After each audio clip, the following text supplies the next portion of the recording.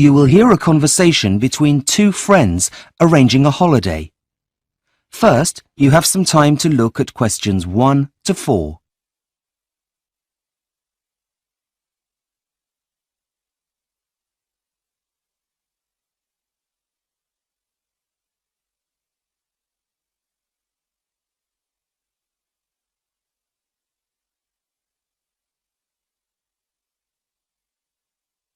You will see that there is an example that has been done for you.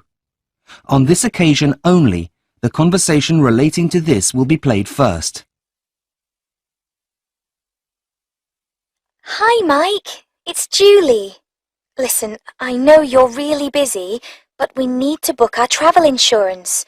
We're leaving in a couple of days after all. Yeah, sure. I'm on my lunch break, so go ahead. The answer is on his lunch break, so A has been chosen. Now we shall begin. You should answer the questions as you listen, because you will not hear the recording a second time. Listen carefully and answer questions 1 to 4. Hi, Mike. It's Julie. Listen, I know you're really busy, but we need to book our travel insurance. We're leaving in a couple of days after all. Yeah, sure.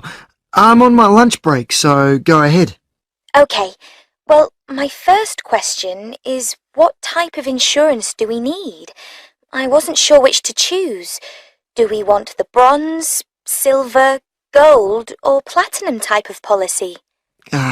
What's the difference? Well, the first only covers medical expenses. The second covers medical and our baggage.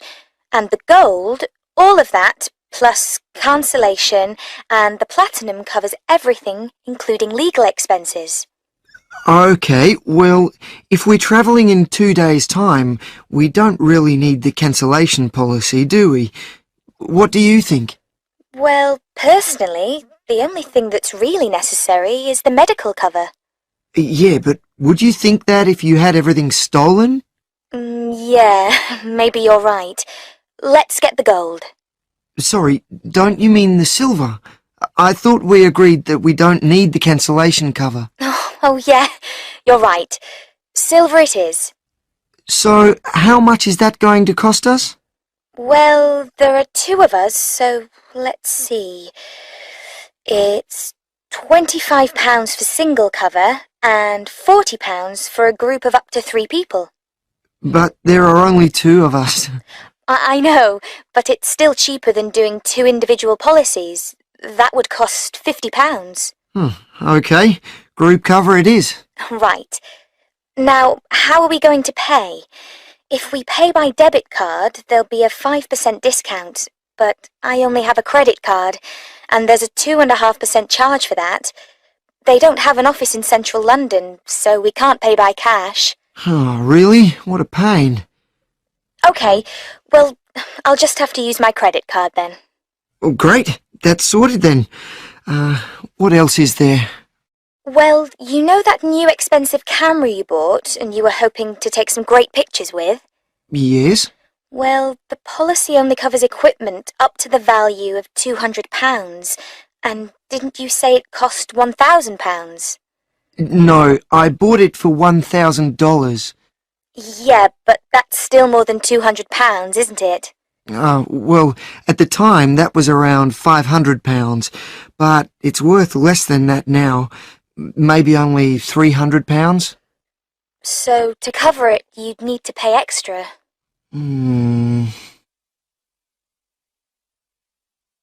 Before you hear the rest of the conversation, you have some time to look at questions 5 to 10.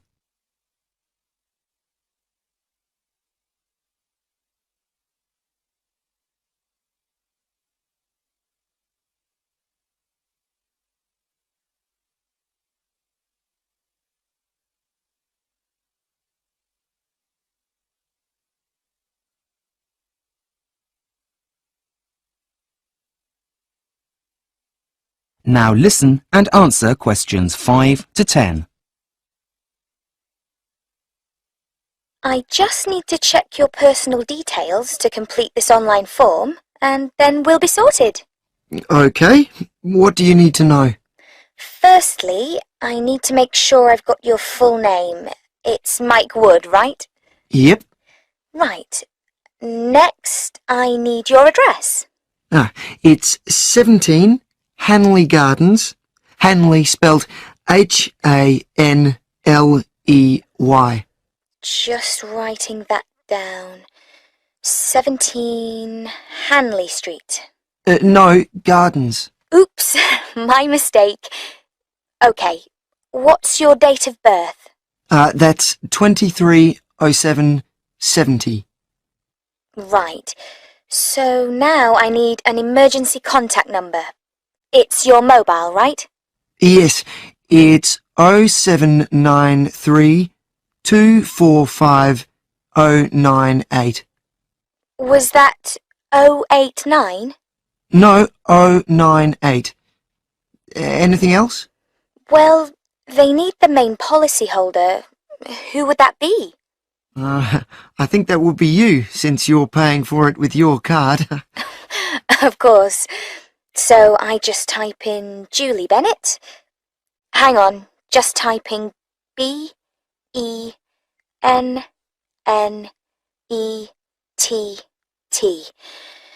Okay, we're just about done. All I need to do is enter the dates of departure and return. Well, we leave on Friday, which is the 16th. No, it isn't. It'll be the 17th. Are you sure? Let me check my calendar. Oh, yes, the 17th. Right, so Friday the 17th of July and returning on Friday the 31st. Hang on. If we fly out on Friday the 31st in the evening, it'll be the morning of Saturday the 1st by the time we get back, with the time difference. We don't want our policy to run out before we land now, do we? No, we don't. Okay, so return date is Saturday the 1st of August. Okay, my goodness, that certainly took longer than I expected it to. I hope our trip is worth it. Trust me, Julie, you'll love it there, especially as you'll have your own personal guide. Yes, okay. See you in a couple of days then. Bye. See ya. That is the end of section 1. You now have half a minute to check your answers.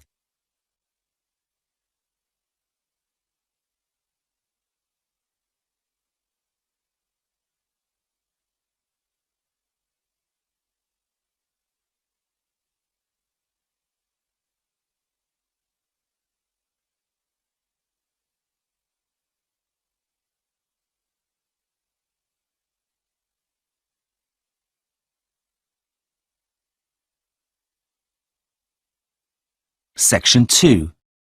You will hear a tour guide taking people around the Sydney Observatory. First, you have some time to look at questions 11 to 15.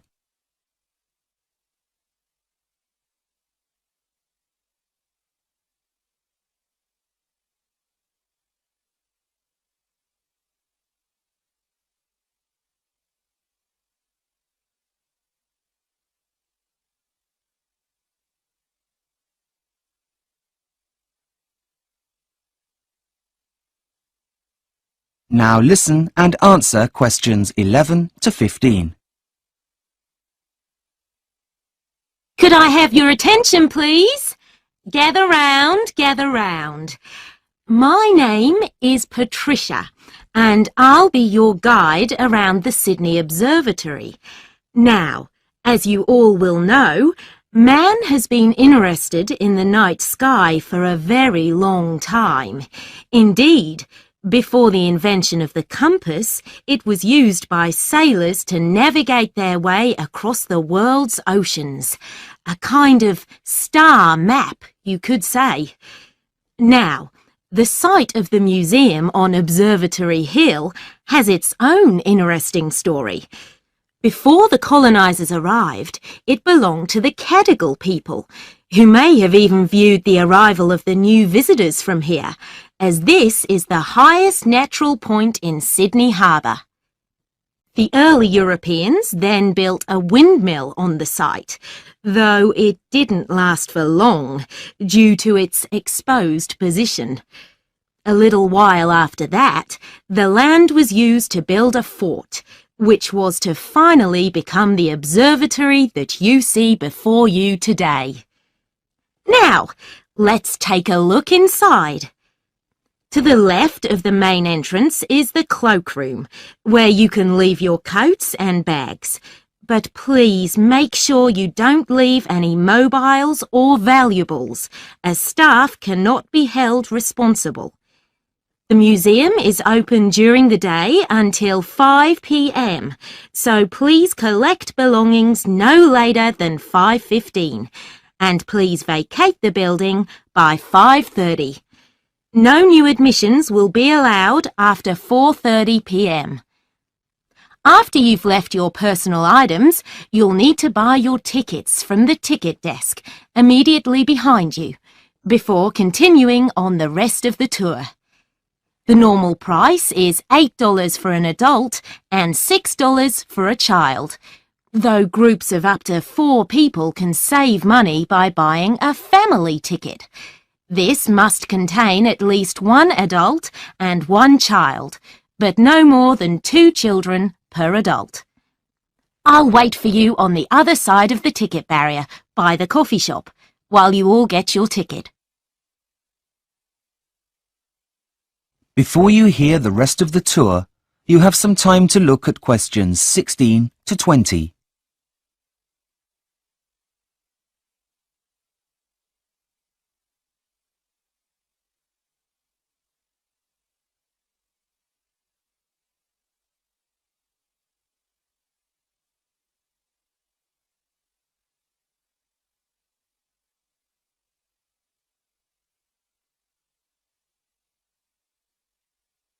Now listen and answer questions 16 to 20. So, I hope you enjoyed the tour, but before I leave you, I just want to draw your attention to one more thing. Your observatory ticket also entitles you to visit another of Sydney's famous sites at a 50% discount. You'll find lots on to keep the children entertained. For example, they've got sound workshops where you can have a go at being a DJ. This is called the Sound House, and you'll find it up on the 2nd floor, just after the kids' playground. Look for signs for the Vector Lab workshops if you get lost. For those of you interested in fashion and design, the Lace Study Centre should not be missed. You'll get the chance to look at one of the country's best collections all in one place. However, like most museums, only a fraction of their collections are actually on display. But in the museum's unique Discovery Centre, you can take the opportunity to go behind the scenes and see parts of the collection that are not on display. All of these attractions can be found under one roof at Sydney's famous Powerhouse Museum. I do hope you are able to go and enjoy the experience. You won't be disappointed. That is the end of section 2. You now have half a minute to check your answers.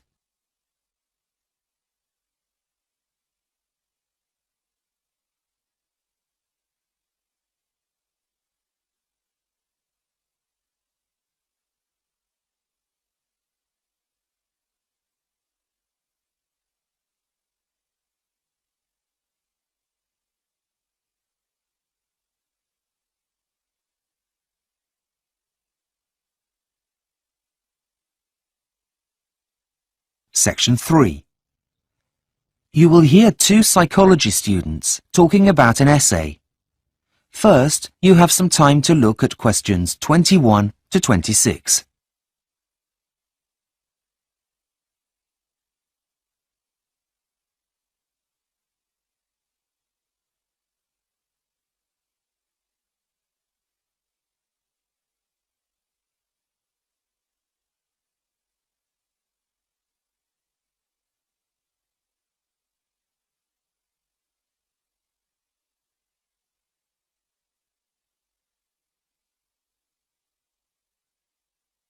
Now listen carefully and answer questions 21 to 26.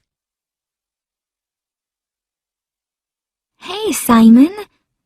You look down. How are you getting on with your essay for Professor Jones? Not very well, I'm afraid. I can't seem to get my head around it.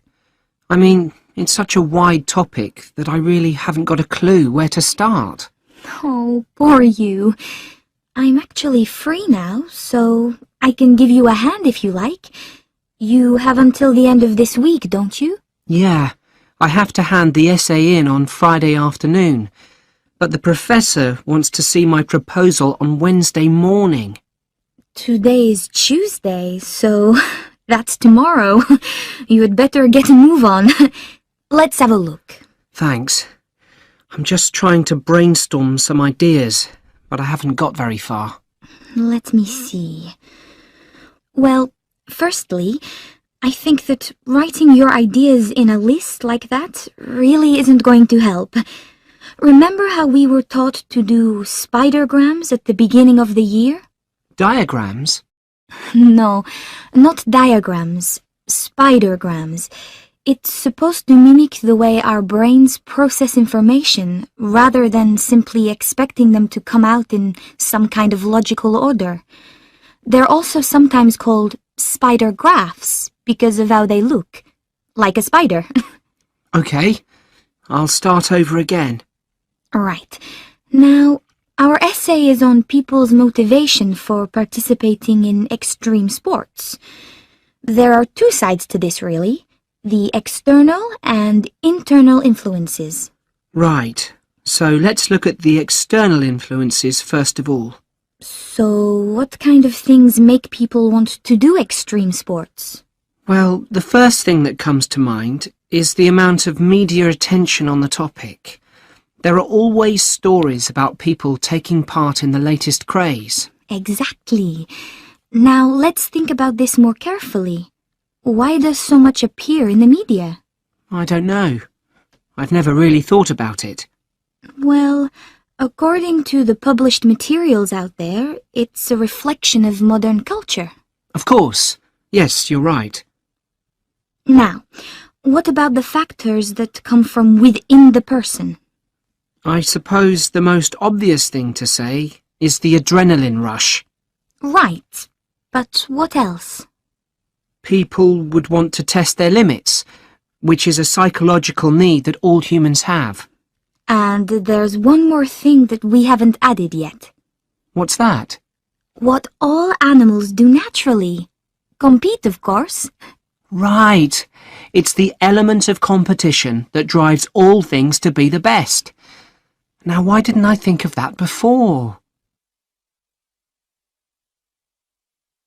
Before you hear the rest of the conversation, you have some time to look at questions 27 to 30.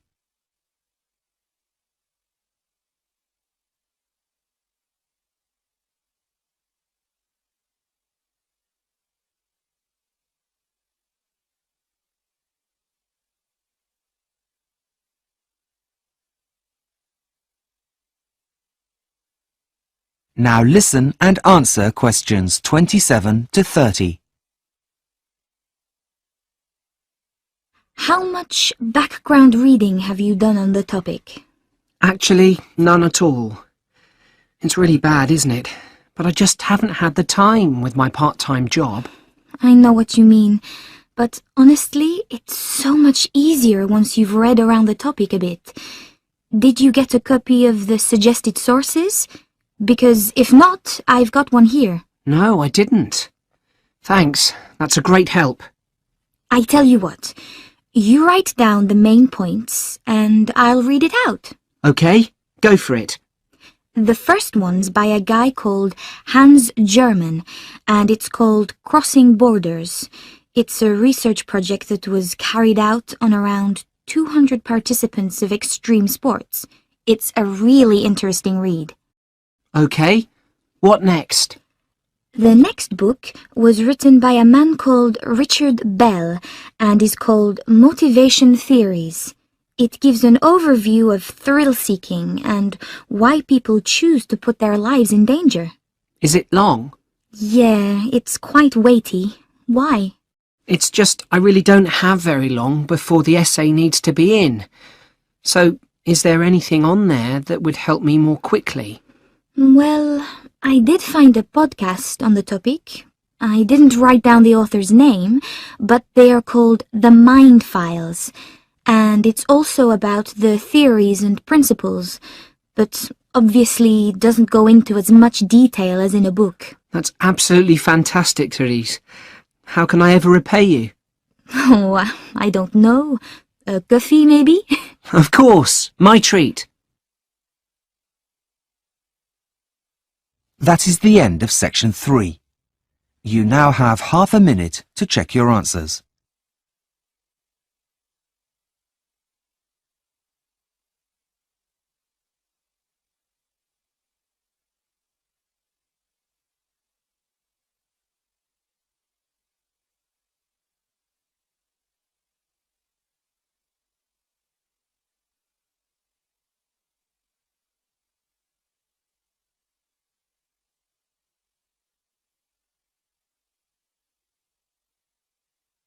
Section 4. You will hear part of a lecture about conserving natural resources. First, you have some time to look at questions 31 to 40.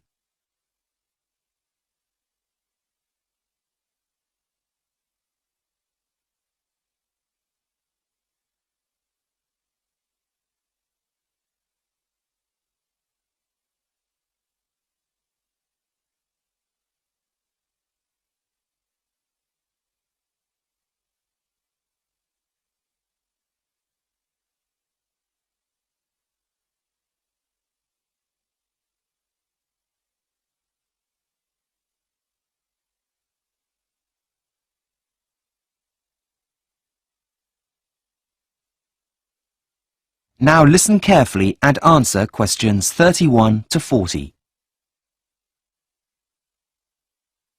Shall we start?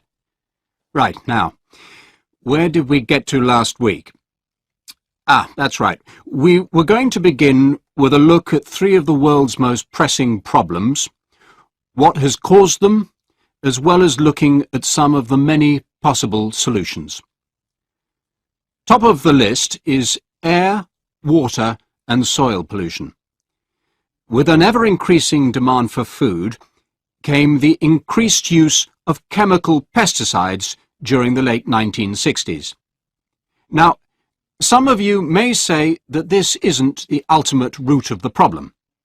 Overpopulation is, but you would be missing out a very important step. The increase in population didn't in itself lead to the pollution of the air, water and soil. What caused the problem in the first place was a move away from traditional farming methods, thanks to advances in technology. Ironically, the answer comes from past farming practices. Well, thankfully, the revolution has already begun. Organic farming and a respect for nature's cycles is the key to solving the problem. In second place, though inextricably linked to the first issue, is the problem of the natural resource depletion. By that I mean not only fossil fuels, such as oil, coal and gas, but things we all too often take for granted, like fresh water and essential trace minerals in good quality soil. The main culprit, or guilty party here, is wasteful past management practices from those in power. Even though we knew that there were only finite supplies of traditional energy sources, we behaved like we didn't. The phrase that springs to mind is "ignorance is bliss." But what about a solution? Again, the process has already begun. We need to invest in new, less polluting technologies in our vehicles, which will also help with the first problem, and use more hydrogen technology. That is, produce car engines that run on water. That's the way forward here. Not good drinking water, of course, but saline water, which is in abundance. Finally, we come to the last problem, that of unequal wealth distribution. Every year, more and more land on the planet is owned by fewer and fewer people, which is in direct contrast to the world's growing population. And the reason for this? Quite simply, the greed and corruption of those in power, I'm afraid. The only way to solve this one, and it's a biggie, is for the countries of the world to work together in solidarity rather than against each other in isolation.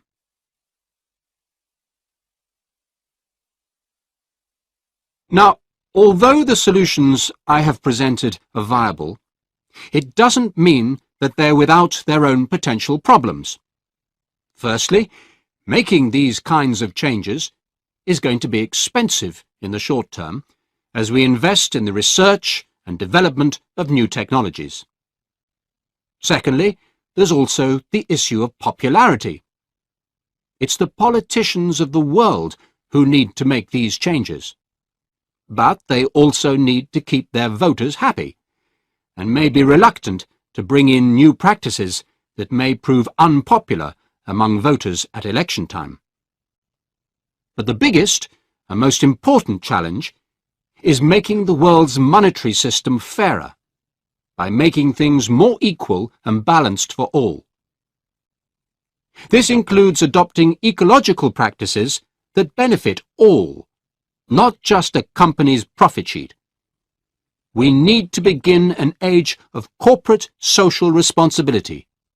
Only then can we truly move forward. That is the end of section 4. You now have half a minute to check your answers.